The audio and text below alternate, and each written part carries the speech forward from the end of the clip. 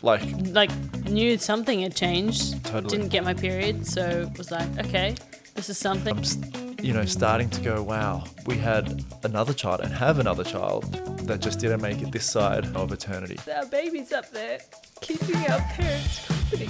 He just opened up and just said, 13 years ago, we lost a daughter. And there's a poem that changed my relationship in such a way that when I look out at the stars, I'm reminded of her every night. And it goes like this. Hello, and welcome back to another rainy day with us here at Good Grief. I'm Kaylee, and this is my husband Ryan, and he's got the man flu. Oh, everyone say boo. Hey, let's not make light of this situation. Everybody knows that the man flu is 10 times worse than any other cold or flu or headache out there. It's true. You got to go easy on the man with the man flu. But you got to tread carefully. We're pushing through. We are. I think I'm on the backside of it. You're Hallelujah. on the mend. And so to get a good night's sleep, the last 2 nights has just been amazing. Or a better night's sleep. A better night's sleep, yeah. And today to finish the week, it's raining outside, and it's probably a fitting way to how you're feeling. To a man flu week. And to talk about grief. Yeah. Which today we're going to be covering miscarriage. Yeah, we're going to tell our story, which I don't think we've fully told yet. We've mentioned it, but yeah. And even really kind of between us, we haven't had a whole lot of conversation around it. I think, we'll unpack it a bit more, but we just haven't dived into it so much. So yeah, not so much. And we haven't really talked about what we're going to ask each other or... No, we're just going to dive in and see where this takes us. But I've got a surprise for you. Oh, do you? Yeah. Do you want to know? Like now? Yeah. Okay. So I was thinking back to our episode with our friend Dave Schaefer. Yep. If you haven't listened to Dave's episode, highly recommend it. Dave has gone through a series of multiple losses, including the loss of his daughter, his first wife, and his second wife, Tula, who I got to know. And during his second marriage with Tula, they ran workshops for people with grief, going through grief.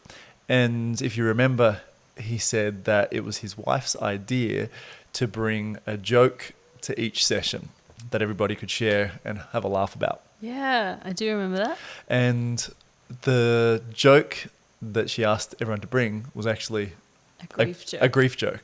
Yeah. So I've got one. Okay. That's your surprise for me? That's my surprise. A grief joke? Yeah. Okay, I'm ready. Do you know it?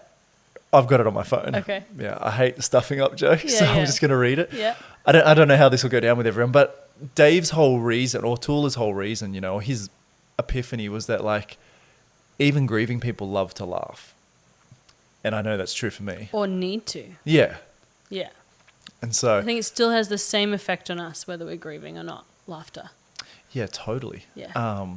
And so what he learned from these workshops, and everybody, they'd come, they'd cry, they'd share a joke, they'd laugh their guts out, then they'd go back and cry again. And it was just an experience that was beautiful. And so I thought, hey, maybe from time to time we could share a joke on the podcast. All right, I'm here for it. All right. Let's go. All right, are you ready? I hope this lands. I hope it lands as well. So hear it with, best intentions, yes, but feel free to have a laugh. Yeah. At the boss's funeral, a disgruntled employee kneeled next to the coffin. That's not the joke. That's not the joke. I'm just anticipating that I'm going to laugh. Keep going. All right. At the boss's funeral, a disgruntled employee kneeled next to the coffin and whispered, "Who's thinking outside the box now, Gary?"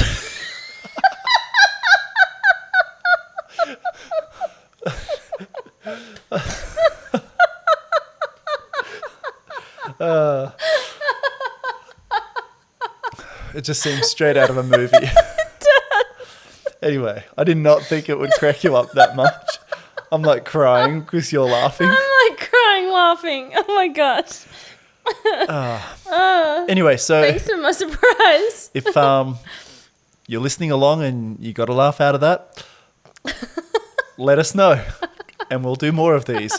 Or if you're like, Let us know if you like joke time at Good Grief. yeah, if you're like, that was the most inappropriate thing I've heard all week, Let us know. send us an also. email. Do that privately.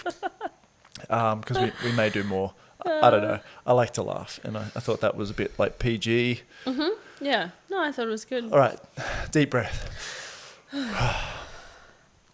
Let's talk about what we came here to talk about. Yeah. Miscarriage. How do we switch now? Well, tell me about your understanding of miscarriage before we went through that process.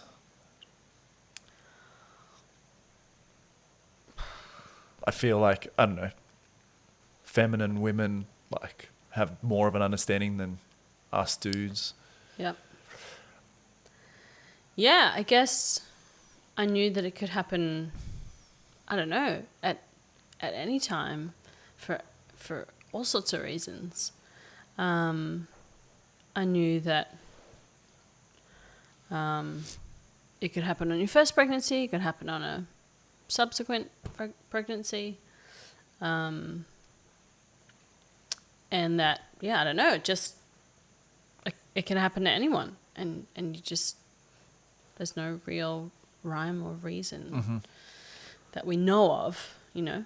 I mean, yes, there are factors that can cause one, but yeah, luck of the draw kind of thing, I guess. Right. Is kind of what my understanding Your was idea a was. bit. Yeah. What about you? Yeah, I was so naive. Like, I mean, I'm naive about a lot of things until I need to know about them. And Yeah. so I think it's a blessing and a curse. It's kind of like, I think about it as last minute knowledge. Like, I only need to know something at the last minute and I'll go and learn that thing. And like, I just don't go around reading things about miscarriage. I can just remember in high school, I don't know what grade I was in, but I remember my music teacher had a miscarriage, and to me, I was kind of like so shocked because I had no idea really what that entailed. And she was quite far along. And so I didn't realize that miscarriages could happen from super early all the way through pregnancy. I just didn't understand. And so, man, I can just remember her coming back to school and teaching and still breaking down in tears. And I just remember this like, what's going on kind of thing. And like, yeah, again, really naive. And here we are on the other side of our own miscarriage, and very different, but still a lot to process. Totally. Yeah, like I'd heard of people having them, obviously, but I don't think I knew many people growing up that had them. Yeah. I don't think my mum had one. I Out of was thinking 4 about that as kids. well. Did you have I don't think Mum did either. Otherwise, she would have told us. Yeah. That's what I feel. Yeah. Yeah, I'm So- sure I would know if she did. Yeah. Yeah. I'm sure your dad would have mentioned too, if she did. Yeah. Yeah. Yeah. So, I So- guess, There we were. yeah. Where do we start? Yeah. I guess our journey was we'd started trying and we're about, I think, 3 cycles in. Okay. Yeah. And your memory is way better than mine. Like, what date was it? I was like, July. And you're like, no, it was January. No. Yeah, so it was April, and We'd waited as well because we'd wanted to be married for a few years, you Yeah. know, travel, have a bunch of fun. And before we sort of, quote unquote, settled down we're ready. and had kids, you know. So Yeah. we were happy, prepared, being middle-aged, 30s, to have kids, bit more mature than our dream of like 21 and married and 25 and all the kids are out. Like, Yeah. That wasn't the plan. I know, like, Mum had all 4 of us by 28, It's and I hadn't even crazy. found you yet. Yeah. So 3 cycles in. And then And we fell then- pregnant. Yeah. Well, Kind of.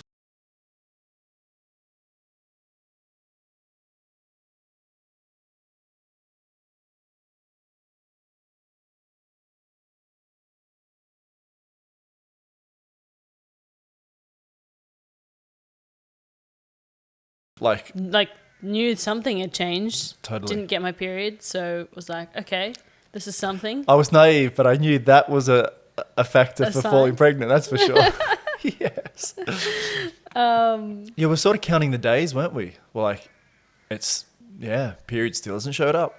Yeah. Like, So what's going on? I think we left it a week, and then did a test, just to be sure in case I wasn't just late or something. And the test came back Negative. nada. Yeah.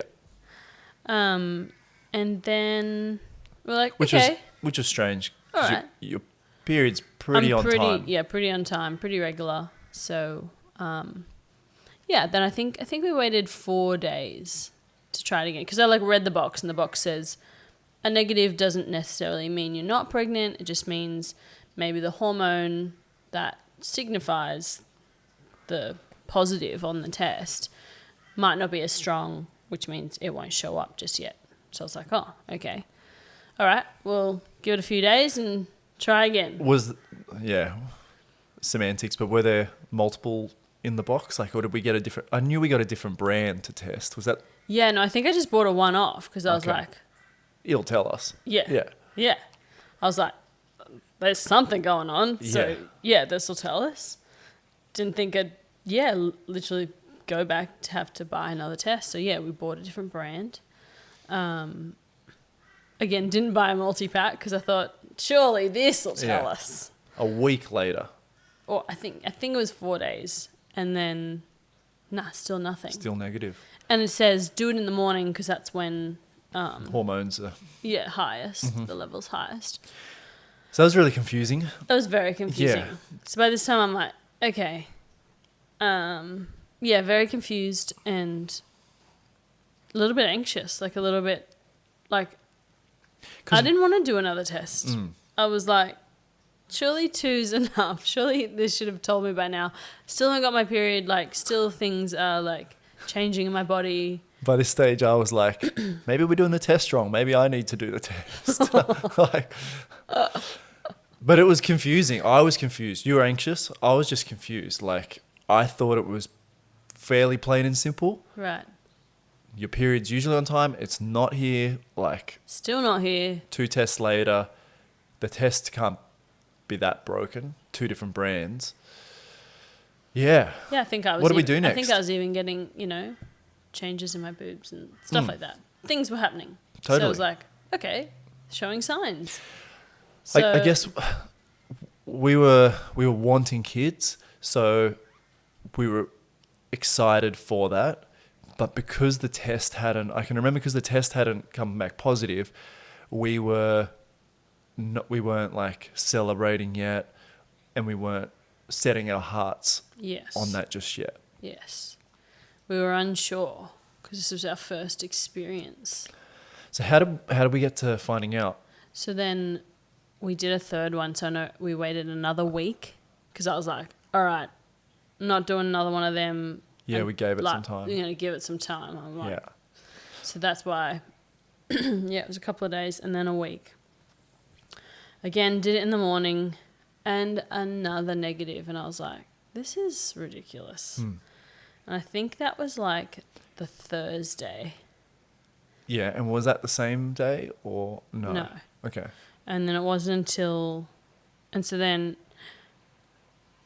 I'd already booked prior. It takes 2 weeks to get into my doctor. So because thinking, okay, I'm pregnant. Or if I am... You've got to set this up. Yeah, I got to go see my doctor. So booked in for her 2 weeks in advance. And the appointment was on the following Wednesday. And so did this third test, negative again. I was just like, oh my gosh, I just don't know what's going on. And then Monday comes around and all of a sudden I start bleeding. And I was like, okay, I don't know what this means, but seemed like a normal period was starting to to come on lightly. And I went to the supermarket that night after work, and got these crazy cramps, and I was like trying to push my trolley, holding onto my trolley, like just bracing these contraction-like cramps and thinking, this is more than usual. Yeah, that's not usually you. Yeah. But I just was still so naive, wasn't thinking anything of it with the 3 negative tests and this. Anyway, I get home and I go to the toilet and I realise, that's unusual. I've passed something. Yeah. So, I'd passed some flesh and called you in and... Yeah. Yeah. I mean, it's not normal for me to see either. Like, yeah. You've never seen anything like that. And apologies if that's TMI, but for us that was just the reality of it. Okay, I just said I think this is what's happened. Yeah, and then Dr. Kathy confirmed that. Yeah, so 2 days later I was like, well, I guess it's good I'm going to see her. I'll ask her all the questions, and she confirmed that that's what happened, and So, I don't want to speak for you. For me, it was like it was kind of, because I hadn't set my heart on it just yet, it was kind of like 1 + 1 = 2, but we didn't get that equation. It didn't work out to 2. So I was kind of like, this isn't normal, but we weren't fully expecting a baby because we hadn't had the test to prove it. How was it for you? How did you feel? Yeah, I think I was similar. Obviously, it was happening in my body, so it probably affects, and hormones were probably starting to kick in. But when I saw the doctor, I guess I just and she confirmed that. I was like, okay, and I guess that was just it. It was like, okay, it didn't happen. Like, so for you, did it feel like the weight of knowing that you had life within you that's no longer? Like, did you grasp that, or have you grasped that?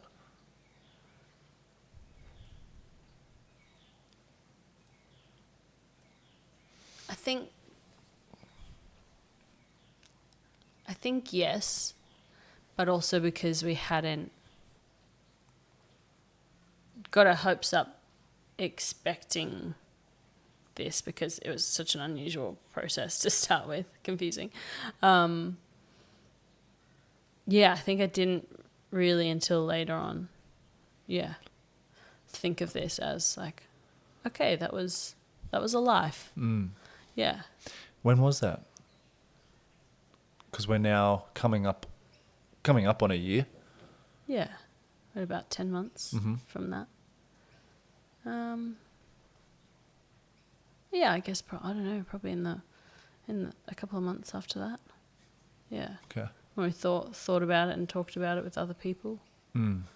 Yeah. Probably the more we mentioned it to people, because probably didn't say too much to start with, but gradually as people would ask us about the journey or whatever, we'd be like, oh, well, actually we had a miscarriage. Yeah, I mean, we were pretty open about it, and that was well before Good Grief. Like, yeah. And so we were pretty open about it with our family and friend circle. It was confusing. It was just strange. I think only for me, more recently, maybe as we've been talking about grief and hearing people's stories, it's probably something that I've like dwelt upon or thought through a little bit more. And I guess to fill people in that aren't aware, we are pregnant currently, 32 weeks pregnant. And so we fell pregnant in July. So we had the miscarriage in April and then fell pregnant in July. And so I guess there was a little bit more trepidation second time round, if anything, kind of like... Absolutely. I still had the anxiety about those P tests. Totally. I didn't want to do one. I said to you, all right, it's not happened. It's not come. I'm not on par with this cycle, so something could be happening here. You tell me when you want me to do the P test, because I didn't want to do one. I didn't want that same thing to happen again, so I didn't want it to be my decision. Anxious again. Yeah. So I think we waited a week.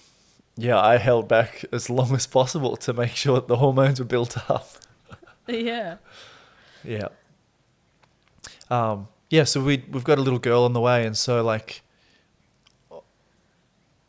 we've got a friend who she's got 2 children and lost one. Was that? I don't want to mention names, but Oh. and her bub passed at birth.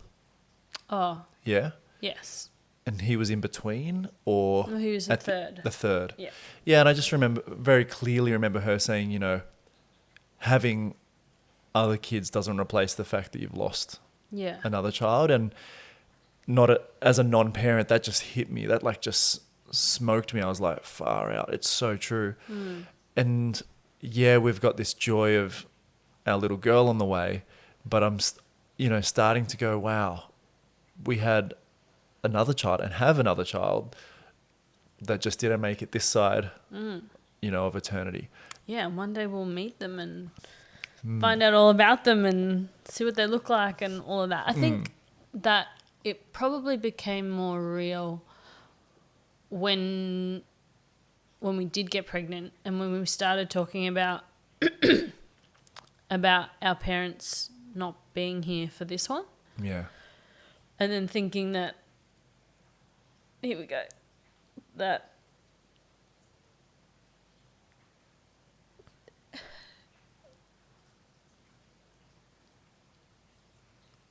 our baby's up there keeping our parents company.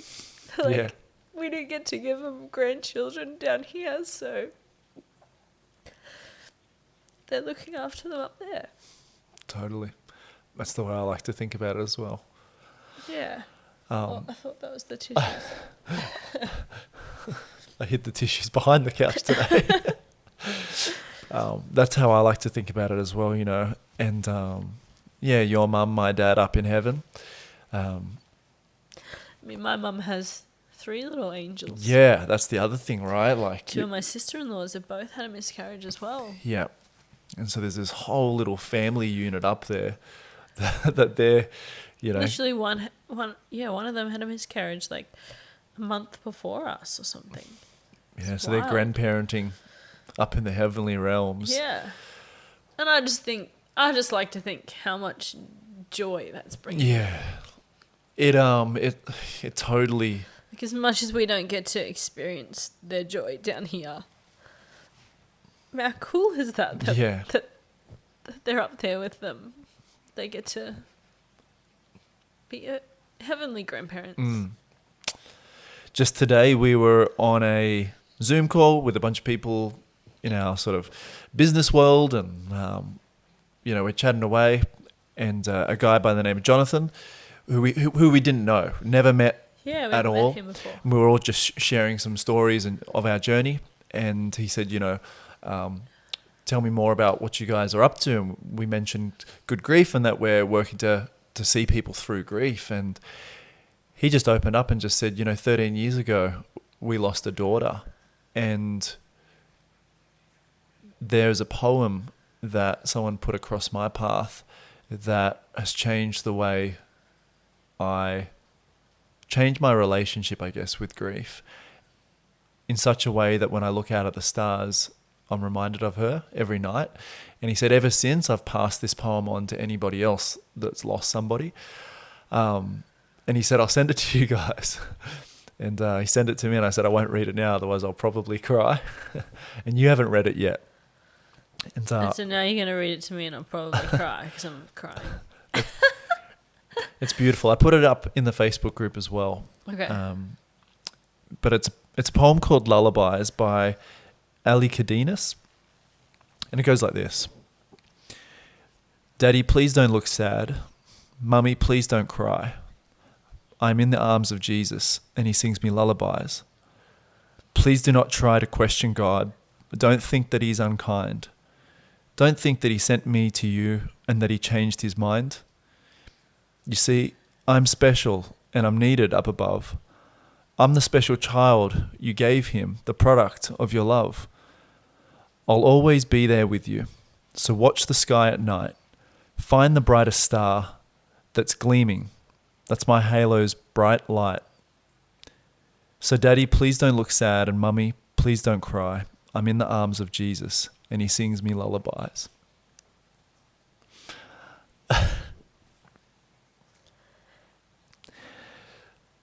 When I read that, I couldn't help but think of our little one. No wonder that makes him cry every time. Far out. I just think it's so powerful to